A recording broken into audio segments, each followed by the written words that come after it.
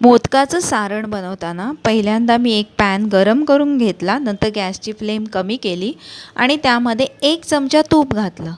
त्यानंतर त्यामध्ये 1 चमचा मी खसखस घातली. खसखस जास्त परतवून नाही घ्यायची, हलकीशी परतवून घ्यायची. परतून झाल्यानंतर त्यामध्ये मी 1 वाटी गूळ घातलेला आहे. तर गुळाचा आपल्याला पाक नाही करायचा आहे, गूळ फक्त आपल्याला विरघळवून घ्यायचा आहे.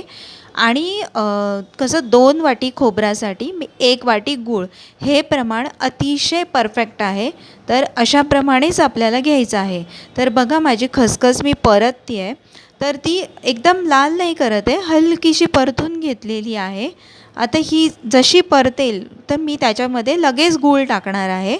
ठीक आहे, आता मी गूळ टाकलं आहे. ह्यामध्ये 1 वाटी गूळ घातलेला आहे. गूळ साधंच घेतलं आहे, चिकीचं वगैरे गूळ घ्यायची काहीही गरज नाही आहे, साधं गूळ चालतं ह्याला. तर साधं गूळ घेतलं आणि त्याला फक्त मेल्ट करून घ्यायचं आहे. त्याचं काहीही पाक तयार नाही करायचं आहे आपल्याला, फक्त त्याला विरघळवून घ्यायचं आहे. आणि गूळ मेल्ट झाल्यावरती त्यामध्ये लगेच आपल्याला 2 वाटी खोबरं घालायचं आहे. आता बघा या स्टेजला गूळ वितळत आहे आणि मी या स्टेजमध्येच 1 वाटी गुळाबरोबर 2 वाटी खोबरं घालत आहे. खोबरं व्यवस्थित किसून घेतलेलं आहे, किसणीने किसलेलं आहे.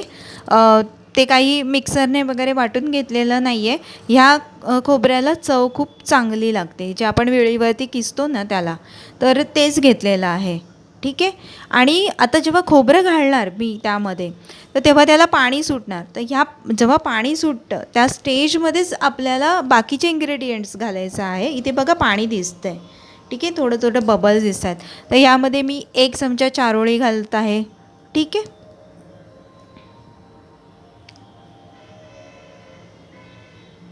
त्यानंतर 3 विलायची घातलेल्या आहेत. ह्या इलायचीमध्ये इलायची मी जरा फोडून घेतलेल्या आहेत.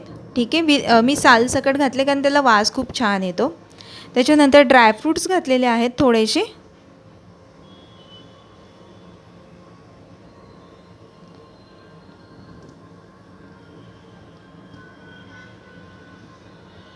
थोडीशी तुटी फुटी घातलेली आहे. हे ऑप्शनल आहे, जर तुम्हाला आवडत असेल ते घाला, नाहीतर तुम्ही स्किप करू शकता. त्यानंतर थोडीशी पाव चमचा जायफळाची पूड, जास्त घालू नका, पाव चमचा घाला फक्त. आता यात चवीनुसार मीठ घाला आणि मिश्रण हळूहळू व्यवस्थित हलवत राहा, खाली करपू देऊ नका. ठीक आहे. आता बघा ह्याच्यातलं पाणी गेलेलं आहे, पाणी सुकलेलं गेलेलं आहे, म्हणजे आपलं सारण व्यवस्थित रेडी झालेलं आहे. आता आपण पिठाची तयार करू. यासाठी मी भागीरथीचं सुगंधित मोदक पीठ घेतलेलं आहे, कारण आपल्याला काही पीठ बनवायला वेळ नाही मिळत. ठीक आहे, तर त्यासाठी मी मोदक पीठ घेतलेलं आहे. 1 वाटी पीठ घेतलेलं आहे. त्यात चवीनुसार थोडंसं मीठ घालून ते व्यवस्थित मिक्स करून घेतलेलं आहे. मीठ पिठामध्ये व्यवस्थित मिक्स करून घ्या. हे मीठ मी पिठात का टाकलं आहे, कारण मी जेव्हा उकड काढणार तेव्हा त्यामध्ये मी अर्धी वाटी पाणी आणि अर्धी वाटी दूध घेणार आहे. आणि त्यात जर मी मीठ टाकलं तर दूध फाटू शकतं, तर म्हणून मी मीठ जे आहे ते पिठामध्ये घालत आहे. हे बघा, अर्धी वाटी पाणी, अर्धी वाटी दूध आणि 1 चमचा तूप असं घालून पाणी उकळायला लावायचं. आणि जशी उकळ आली की गॅस फ्लेम कमी करायची आणि लगेचच त्यात पीठ टाकायचं. पीठ चमच्याने टाकायचं, दुसरं कोणतेही युटेन्सिल वापरू नका. चमच्याने व्यवस्थित ढवळून घ्या. ठीक आहे. हे बघा, 1 चमचा तूप घातलेलं आहे, अर्धी वाटी पाणी, अर्धी वाटी तूप, दूध घातलेलं आहे. ठीक आहे. आता उकळ आली की आपण लगेच गॅस फ्लेम कमी करायची आणि पीठ घालत आहोत. आता हे मिश्रण चमच्याने व्यवस्थित हलवून घ्यायचं. ठीक आहे. आणि 1 मिनटं तरी ह्याला व्यवस्थित हलवून घ्यायचं आणि गॅस फ्लेम कमीच ठेवायची. आता साधारण 1 मिनटं झाकण लावून गॅस फ्लेम कमी करून हे मिश्रण असंच ठेवायचं आणि 1 मिनटानंतर गॅस फ्लेम बंद करून ठेवायची आणि पुढचे 5 ते 7 मिनटं हे मिश्रण असंच झाकून ठेवायचं.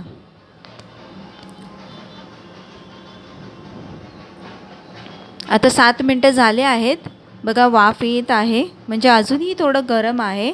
तर मी त्याला लगेचच परातीमध्ये ओतून घेत आहे मिश्रण आणि हाताला थोडे चटके लागत आहेत, तर मी काय करते, थोडंसं कोमट पाणी हाताला घेत आहे आणि त्याला मी वाटीने व्यवस्थित मिक्स करत आहे. तर हाताला चटके लागत आहेत, तर मग मी काय केलं, गरम पाणी घेतलं, कोमट पाणी घेतलं आणि वाटीने गुठळ्या सगळ्या फोडून घेतल्या आणि पुढचे 5 मिनटं थोडंसं कोमट पाणी हाताला घेऊन 5 मिनटं तरी व्यवस्थित मळून घ्यायचं.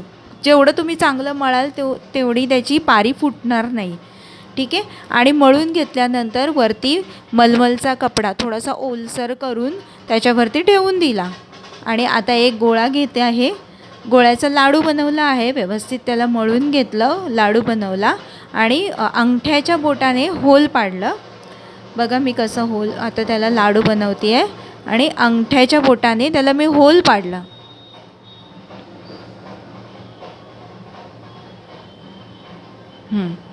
हे बघा. आणि दोन्ही हाताने असं, एका हातामध्ये मी गोळा ठेवला आहे आणि दुसऱ्या हाताने मी बाजूच्या कडा प्रेस करून वाटी तयार करत आहे त्याची. ठीक आहे. आता ही वाटी आपली बघा फाटत नाही आहे, कारण आपली उकड खूप सुंदर झालेली आहे. ठीक आहे. तर वाटी वळतानासुद्धा तुम्ही थोडासा हलकासा गरम पाण्याचा हात आणि थोडंसं पीठ घेऊ शकता. बघा पारी आपली किती सुंदर झाली आहे. तर पारीमध्ये जेव्हा तुम्ही सारण भरता तेव्हा ते खूप जास्त आणि खूप कमी असं नका भरू, तरच मोदक रुचकर लागतो. आणि जशी पारी पातळ झाली तर त्याला चवसुद्धा खूप सुरेख येते. ठीक आहे. आता बघा मी सारण भरत आहे आणि पाकळ्या पाडून घेत आहे. तर पाकळ्या आपण कसं जे आपली पुढचं जे सेकंड बोट आहे ते पुढे घेतलेलं आहे आणि अंगठ्याने आणि जे आपलं मधलं बोट आहे त्याच्याने मी त्याला पाकळ्या प्रेस करत आहे. बघा छोट्या छोट्या पाकळ्या, थोडीशी स्पेस कमी करून घ्या आणि पाकळ्या जरा जवळ करून घ्या. हळूहळू केलं की तुम्हाला येणार ते. ठीक आहे. आता थोडंसं वरून दाबून घेतलेलं आहे आणि आता सगळ्या पाकळ्या अशा जोडून घ्यायच्या एकमेकांना, हळूहळू जवळ आणायच्या आणि अशा जेव्हा पूर्ण जवळ येतील तेव्हा त्याचा वरती एक छोटूसा बंडूक निघून जाईल. आता वेळेस असं जवळ आलं ना की वरती एक मोदक तयार होऊन जाईल. अशा जवळच करायच्या. ठीक आहे. आणि झाला आपला एक मोदक तयार झाला. आता मोदक उकडण्यासाठी एका भांड्यामध्ये गरम पाणी म्हणजे पाणी उकळून घेतलं, त्यावरती मी इडलीचा साचा ठेवला, त्याच्यावरती मी चाळणीमध्ये केळ्याचं पान लावून घेतलं आणि पानाला मी तूप लावून घेतलं. ठीक आहे. आणि जसंही पाण्याला उकळ येते, ठीक आहे, त्यावेळेला मी गॅस फ्लेम कमी केली आणि एक एक मोदक ठेवत गेली. मोदकावरती एक केशरची कांडी लावली तर ते खूप सुरेख दिसतात. तर केशरची कांडी लावून मोदक असे व्यवस्थित मी ठेवून दिले चाळणीमध्ये. आणि पूर्ण भांडं आपलं जसं झाकेल तेवढे त्याला एक झाकण लावून घेतलं. जसं माझं भांडं आहे त्याला मी पूर्णपणे झाकलं गेलं पाहिजे अशा प्रकारे मी त्याला झाकण लावून घेतलं.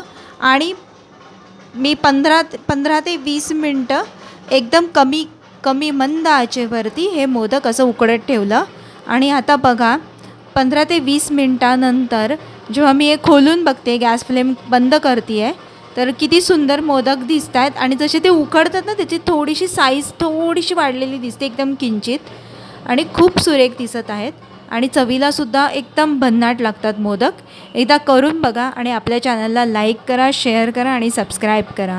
व्हिडिओ आवडला असेल तर प्लीज लाईक करा, शेअर करा, सबस्क्राईब करा आणि तुमच्या सगळ्या